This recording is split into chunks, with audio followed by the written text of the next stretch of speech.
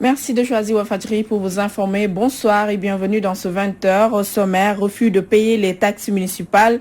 Les commerçants établis au marché Grand Yoff dénoncent l'insalubrité qui règne dans le lieu de commerce. Ils accusent les autorités locales d'être responsables de cette situation qui n'a que trop duré. Inquiétude à Touba à quelques jours du Grand Magal, l'inondation et la pénurie d'eau hantent le sommeil des habitants de la cité religieuse. Les autorités étatiques sont interpellées dans ce 20h. Et puis les populations de Paokota disent non à l'eau fort. L'Office des forages ruraux n'est pas la bienvenue dans cette localité du Saloum. Les habitants accusent les pouvoirs publics de vouloir faire du forcing. Et puis l'actualité internationale mettra un terme à ce 20h qui démarre à l'instant.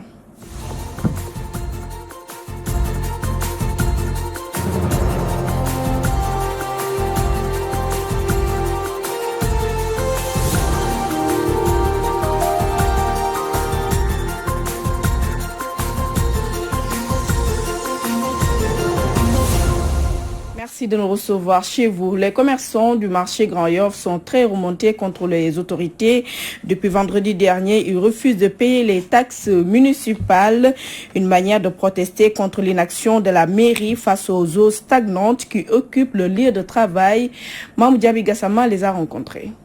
Les commerçants du marché de Grand Yoff décident de ne plus payer la taxe municipale jusqu'à nouvel ordre. Selon eux, le chiffre d'affaires est en baisse à cause des eaux stagnantes qui envahissent leur lieu. Nous marchons ici pour les eaux usées. Nous voulons que ça s'arrête le plus rapidement possible parce que nous ne pouvons pas plus faire les dépenses quotidiennes. Pour l'instant, nous arrêtons de payer les taxes municipales jusqu'à nouvel ordre. Si l'État ne réagit pas, nous on va partir à une vitesse supérieure, plus offensive que ça. Moi, la mairie, c'est une demande de l'État. Mais nous ciblons l'État central. La mairie de Grand Yoff n'attendait pas une telle réaction de la part de ses commerçants. Selon les agents de cette structure, le problème que rencontrent ces vendeurs doit être résolu par l'ONAS. On ne s'attendait pas à une telle réaction venant des commerçants de Grand Yoff, parce que nous en tenons de très bonnes relations. Donc s'il y a un problème par rapport à ces eaux usées-là, moi j'aurais aimé qu'on en discute d'abord, pour pouvoir situer les responsabilités. Parce qu'il faut que les gens sachent que les eaux usées, ce n'est pas de la compétence des communes, c'est de la compétence de l'ONAS. Mais néanmoins, le maire est en train de déployer beaucoup d'efforts pour que vraiment soulager ces populations-là. Si toutefois ces commerçants refusent de payer les taxes, ceci va impacter sur la caisse de la mairie. Il y aura certes un impact financier, mais ce n'est pas très grave. Pas simplement le marché de Grand Yoff, le marché d'Arafat, il y a les alentours et autres. Ce qui dégrade en premier lieu l'environnement, c'est les commerçants eux-mêmes. Tu vois quelqu'un qui vend ses poissons, qui nettoie, mais qui prend les saletés. Au lieu d'aller verser ça au niveau du point de collecte où l'UCG passe pour prendre ça, mais il met ça sur les égouts. Donc à la limite, ça bouge. Barry précise que certains commerçants n'ont pas l'habitude de payer des taxes et ceci n'est pas bon pour l'économie. Culturellement, le Sénégalais n'a pas cette philosophie de payer les impôts ou les taxes. Culturellement. C'est pas bon dans un pays qui se veut émergent. Les commerçants du marché de Grand Yoff dénoncent la présence des eaux usées auprès de leur lieu de vente. Sur ce, ils voient leur chiffre d'affaires en baisse et comptent ne pas payer les taxes municipales si toutefois les autorités ne règlent pas le problème. La mairie de Grand Yoff, quant à elle, dénonce l'attitude de ses vendeurs. Elle souligne que ce problème ne relève pas de leurs compétences. À une semaine du Grand Magal, une bonne partie de la ville de Touba est dans les eaux et plusieurs artères sont devenues impraticables, d'où l'inquiétude du comité d'organisation. Sani Bassirou Abdou Mbacké a tenu à interpeller l'État au cours d'une réunion d'évaluation présidée par le ministre de l'Intérieur, Mamadou Matarsar. Touba, les inondations inquiètent au plus haut point les autorités religieuses à quelques jours du Grand Magal. La réunion d'évaluation a été une occasion pour le président du comité d'organisation d'interpeller les autorités. Il y a une urgence de libérer la cité religieuse des eaux pluviales qui inondent les artères. Cette situation risque de compliquer davantage la circulation. Les inondations constituent un véritable problème dans la cité religieuse de Touba. Des quartiers populaires comme Jannatul Mahwa, Darou Marnan sont les plus touchés. Nous avons aussi constaté que l'une des deux voies menant vers la grande mosquée est complètement coupée par les eaux de pluie, ce qui pousse les automobilistes à emprunter une seule voie. Nous demandons aux autorités de réagir afin qu'on puisse régler définitivement ce problème qui hante le sommeil des populations.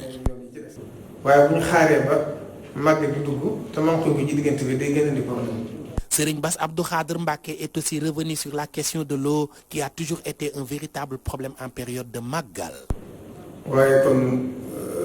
Nous avons aussi constaté que le réseau d'assainissement date de 1960. Cela prouve nettement que le réseau est vétuste. Malgré les 29 forages, chaque année, pendant le Magal, les populations vivent un véritable calvaire. Beaucoup de quartiers ne disposent pas d'eau en quantité suffisante. C'est pourquoi nous demandons aux autorités de réagir afin de trouver des solutions structurelles à ce problème.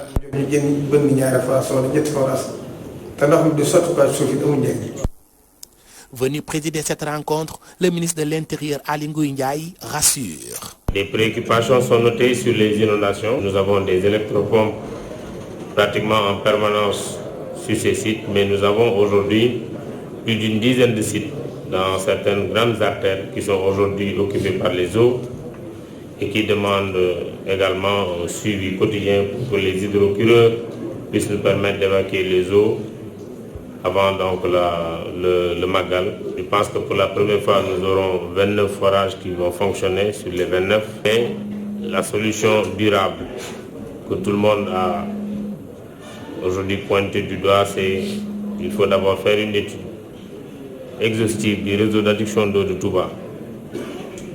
Le seul moyen de nous permettre de nous projeter vers une solution structurelle.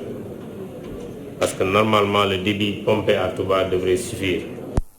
Touba Mbacké, Mamadou Makhtar Sarr pour la radio-télévision Walfadjri. Les autorités font du forcing pour installer l'office des forages ruraux dans l'arrondissement de Paoskoto. C'est en tout cas la conviction des populations de la localité. Ces dernières se disent prêtes à tout pour barrer la route à l'Ofort. Al-Hassan Ba. Les populations de l'arrondissement de Paoskoto disent niet à l'installation de l'OFOR dans cette zone. Ce refus s'articule autour de pratiquement 4 axes. Le premier axe, c'est la non-implication des populations dans tout le processus. L'État devait en premier lieu consulter toute la population pour au moins retenir son point de vue par rapport à cette réforme. La deuxième chose, c'est que la population a peur des pannes récurrentes qui risquent d'arriver au niveau des forages de l'arrondissement de Paoskoto. La troisième chose, c'est qu'on risque d'avoir une augmentation de la tarification de l'eau. Alors que nous tous, nous savons que nous sommes dans un milieu rural, les moyens nous font défaut. Pour la pertinence de cette réforme au détriment des Asifor, les usagers s'interrogent sur le pourquoi et appellent les autorités locales à porter ce combat des populations qui les ont élus. À ma connaissance, on n'a pas décelé aucune faute de gestion, administration financière dans toutes les structures d'Asifor de l'arrondissement de Paoskoto. Seulement, moi, je voudrais lancer maintenant un appel aux autorités locales, à l'ensemble des maires de la commune de l'arrondissement de Paoskoto. Leur dire que l'État est en train d'imposer à leur population une réforme qui ne les arrange pas. Je les implore à s'organiser, à parler avec l'État, parce qu'eux, ils sont là pour la population. Et même les élus locaux, les députés, ce combat-là devait être leur combat. Mais on a senti que tous les maires et les députés du département de Nioro ont laissé leur population en rade. Ils ne se sont pas occupés de nos préoccupations. Et pourtant, la passation de services de l'OFOR et de l'Asifor était programmée, mais pas à la plus belle des manières, nous dit Ali Leye. Moi, c'est la première fois que je vois des passations de services qui se font sur la pression de la gendarmerie. Moi, je ne peux pas comprendre. L'État veut instaurer une politique au niveau des Asifor, au niveau rural. Il se dit que l'État veut dire que la réforme là, c'est l'intérêt de la population. Mais la population elle-même refuse que ça ne nous arrange pas. Pourquoi l'État ne peut pas revenir en arrière? Il y a des présidents d'Asifor qui ont signé sous la pression, sous la menace de la gendarmerie. C'est pas normal. Ce refus catégorique de l'installation de l'OFOR dans l'arrondissement de Paoskoto n'est que le début d'un combat contre l'injustice que les agents de Asifor et les populations comptent mener jusqu'au bout, quitte à ce qu'ils retournent utiliser de l'eau des puits, mais n'accepteront pas l'OFOR. Paoskoto, Al-Hassan Ba, Abdoulaye Dia, Walfadjri. Parlons d'éducation à présent. Dans le sud du pays, le phénomène des filles parties travailler pendant les vacances dans la capitale est un frein au concept Ubitei Djangtei. Et une semaine après le démarrage de l'année scolaire, les élèves se font encore désirer dans plusieurs établissements de la région de Ziguinchor. Le point avec Amédi Khalid Djemé. Le concept Ubitei Djangetei tarde véritablement à se matérialiser dans plusieurs localités de la région sud du pays. Il étale à chaque rentrée des classes ses limites. Outre certains enseignants et élèves qui ont l'habitude de s'inscrire souvent aux abonnés absents en début d'année scolaire, il y a une autre menace qui affecte chaque année ce concept révolutionnaire. C'est sans nul doute le phénomène des filles qui vont chaque année pour les vacances dans la capitale du pays pour des emplois saisonniers comme domestiques de maison et dont le retour pour les études est souvent retardé. C'est le constat fait dans la commune de Niassia où beaucoup de jeunes filles manquent à l'appel. C'est l'aspect des vacances. Il y a aussi certains garçons qui sont en vacances, mais surtout les filles qui se débrouillent pendant les vacances. Il faut attendre que l'employeur puisse régler cette enveloppe-là. Donc très souvent les gens, le 30 ne règle pas la situation, il faut attendre au 5 comme ça pour pouvoir régler. Donc il y a beaucoup de filles qui arrivent en retard à cause de ce problème-là. Kassou Sénégal, Bougnac, Bazéré, Badem, Bagam et Mouda constituent les 6 localités sur les 25 que compte la commune de Niassia encore et toujours abandonnée par les populations depuis plus d'une dizaine d'années. Et ce, au plus fort du conflit armé en Casamance. Selon Momodou Diallo, maire de cette commune, beaucoup de réfugiés installés depuis lors en Guinée-Bissau envoient très souvent leurs enfants dans les écoles de la commune situées le long de la frontière. Toute chose qu'il faut, à l'en croire, encourager. Déplacés, il faut noter qu'il y a des déplacés mais qui envoient leurs enfants au niveau de la commune pour les amener à l'école. Et cela, c'est d'autant plus remarqué, surtout dans les écoles qui sont le long de la frontière, où presque la moitié, c'est des déplacés, des réfugiés.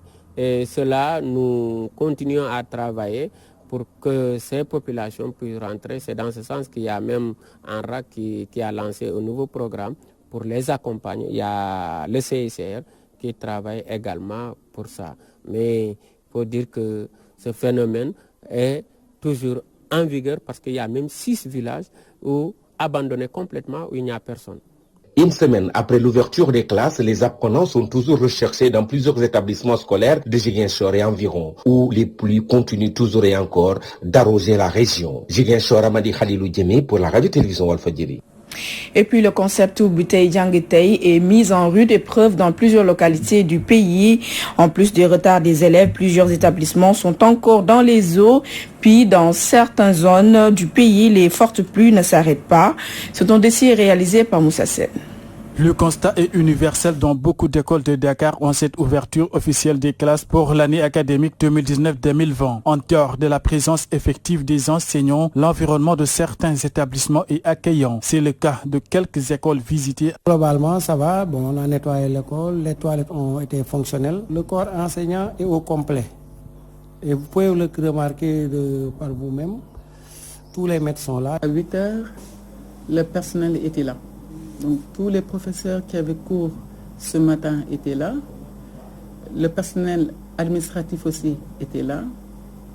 Moi-même, j'étais là.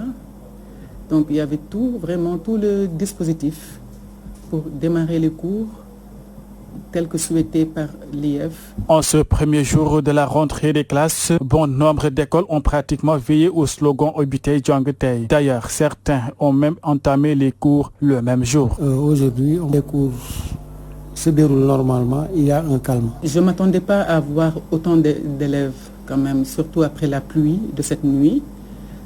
Mais les élèves se sont présentés. Si certaines écoles parviennent à appliquer le slogan Ubitei Djangetei, tel n'est pas le cas dans quelques écoles de la banlieue de Dakar. Malheureusement, le phénomène demeure parce que normalement, on ne peut pas attendre le mois de novembre, le mois de décembre ou bien le mois de décembre pour donner des fournitures scolaires. Les parents d'élèves, vous comprenez, quelquefois n'ont pas les moyens d'acheter des fournitures à leurs élèves. Alors, nous souhaitons à chaque fois, le mois de septembre ou mois d'août, que les fournitures octroyées par les maires nous parviennent. Malheureusement, ce n'est pas le cas.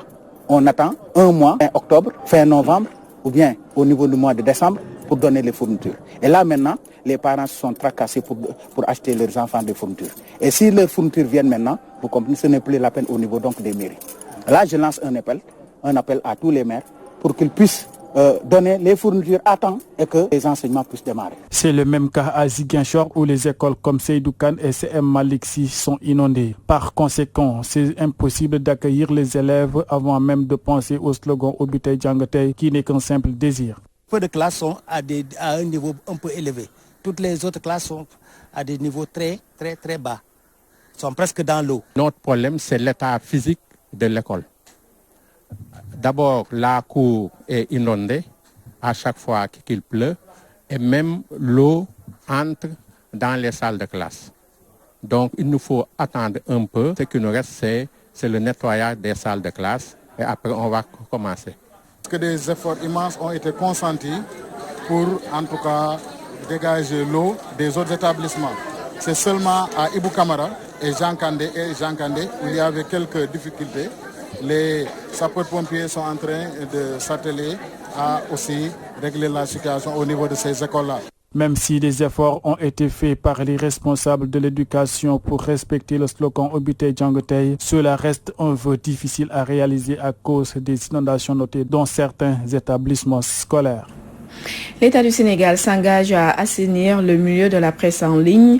Décision salutaire selon Ibrahima Lissa Faye, mais le président de l'Association des éditeurs et professionnels de la presse en ligne précise que cet assainissement passe par l'application du nouveau code de la presse.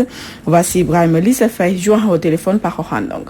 waaw ñun de décision la boo xam ci ne wax dëgg fa yàlla dañ koy rafetlu ndax ànd nañ ci ñun loolu lañ di mës a wax et depuis 2014 ba 2016 dañu liggéey ci ay propositions yoo xam ci ne tey lu ci bëri mi ngi ci biir code bi et donc ñun code bi dañuy engagé bu ñu appliqué code bi rek yenn jafe-jafe yu bëri ak yenn dérive yu bëri yi ñuy gis dina wàññeeku et surtout maanaam yi nga xam ci ne day judd taay su ne muy informaticiens yi di yenn politiciens yi bëgg a régler seen i compte di yenn journalistes yi nga xam ci ne par exemple dañu bëgg am yeneen i moyens de survie ainsi de suite code bi dafa régler loolu yëpp et donc vraiment moo tax ñun d'accord nañ ci ak état bi bu dee rek vraiment professionnalisé la bu dee dafa am yeneen maanaam idée yoo xam dafa nekk derrière nag boobaa ñun liñ jug en tant que kuréel ëmb presse en ligne bi pour xool naka la ñuy taxawee pour la raison bi moom am na prox ndoll wax loolu ci dugg def la neex tey moo waral tey foo dem au lieu nga gis ay 20 journalistes ne dafa fekk 70 journalistes 80 journalistes bu nekk ñëw taxaw bëgg a sonal organisateur bi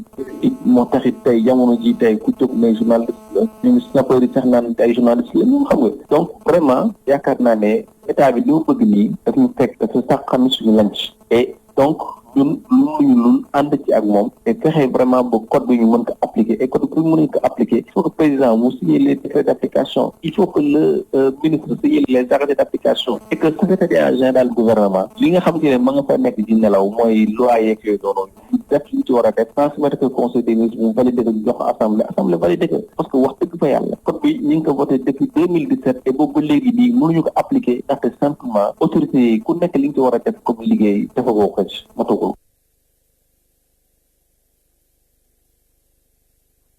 Wolof, nous y reviendrons dans nos prochaines éditions en version française et parlons à présent de tout à fait autre chose. Djiddah Thiaroye Kao, des militants de l'Alliance pour la République tapent du poing sur la table. Ces partisans de Samba Ndongo réclament des postes dans les instances de décision. Ils ont exprimé leur doléance au cours d'une assemblée générale tenue en direction des locales. Le détail avec Théodore. Perspective élection locale à Djiddah Thiaroye Kao, l'APR remobilise ses troupes grâce aux responsables politiques Samba Ndongo et ses partisans. Et c'est la seule commune du département de Pikine qui a réalisé la majorité absolue sur la même lancée. Elle vous promet de sortir victorieuse des élections locales qui se profilent à l'horizon. Cependant, l'APR gagnante continue d'entretenir l'espoir auprès des populations qui attendent de votre part une réaction positive.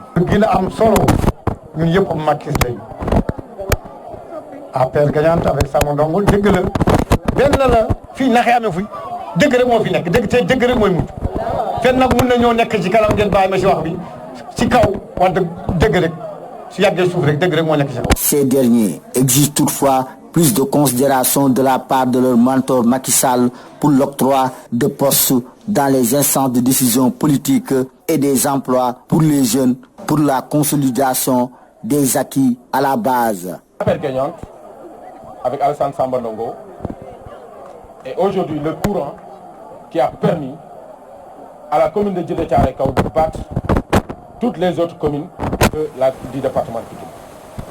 Si nous sommes premiers, c'est parce que aussi nous devions être les premiers à être récompensés. Les nominations, des emplois. Nous le président, renforcez-nous, aidez aussi les jeunes. Amoul nomination, Djeddah Thiaroye Kao, amoul ministre, amoul DG, amoul ben nomination, mais on a Alassane Samanon. Ces militants de la paire de Djeddah Thiaroye Kao qui ont aussi magnifié les réalisations du président Macky Sall pour le règlement des inondations ont conclu leurs propos pour appeler leurs camarades de parti à l'unité en vue de conquérir la mairie pour les prochaines élections municipales. Théodore Semedo, Djeddah Thiaroye Kao, Walfadjri. Nous en venons à l'actualité de nos frontières. Elle porte la signature de Mame Khady Diéry Fall.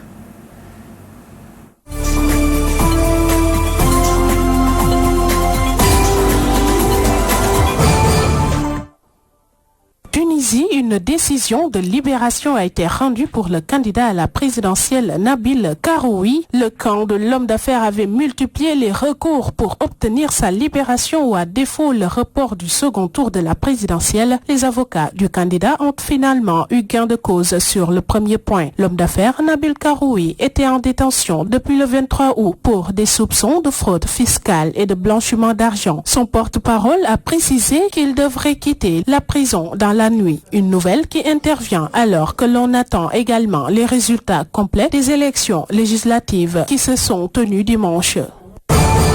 En Allemagne, au moins 2 personnes ont été tuées aujourd'hui à la suite d'une fusillade à Halle, dans l'est de l'Allemagne. Une tentative d'assaut a eu lieu contre une synagogue. La circulation des tramways, des bus a été suspendue, tandis que les écoliers ont été renvoyés chez eux dans la ville voisine de Leipzig. Une personne a été arrêtée et le parquet antiterroriste a été saisi. La chancelière allemande Angela Merkel a qualifié cette fusillade d'attentat et a exprimé sa solidarité à tous les juifs pour ce jour de fête qu'est Yom Kippour. France, quelques centaines de militants et sympathisants du mouvement écologiste Extinction Rébellion occupent depuis lundi la place du Châtelet et un pont de la Seine au centre de Paris pour réclamer davantage d'actions contre le réchauffement climatique. Sous la surveillance d'un dispositif policier léger, les militants ont passé leur première nuit éveillés pour certains et les autres installés pour dormir sous la pluie dans des tentes ou des bivouacs improvisés sous des bâches.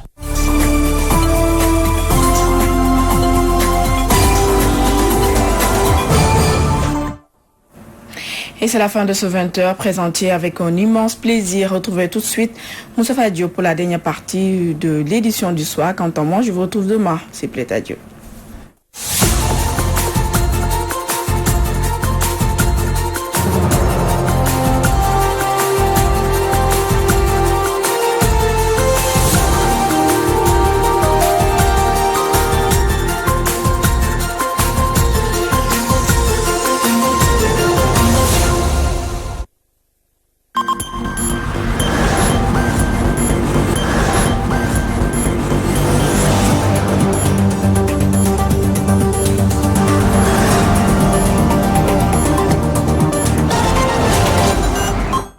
Mesdames et messieurs, merci de la fidélité et de la fidélité à la voix des sans-voix et bienvenue dans la dernière partie de cette édition du soir que j'ai le plaisir de vous présenter en compagnie de Issa Tine. Bonsoir Issa. Bonsoir Moussa.